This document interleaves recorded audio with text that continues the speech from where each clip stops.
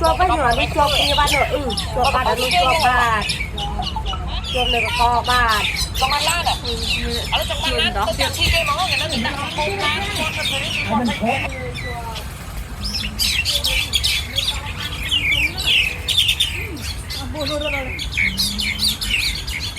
Nhiều nó đã đâu rồi. Người kia đây này. Chua không nha mấy này. Ai đây thấy á. Nó vô chơi gỗ mà muốn nè, nó vô chơi gỗ.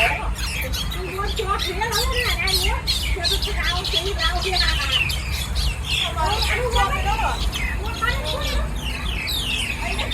lớn nè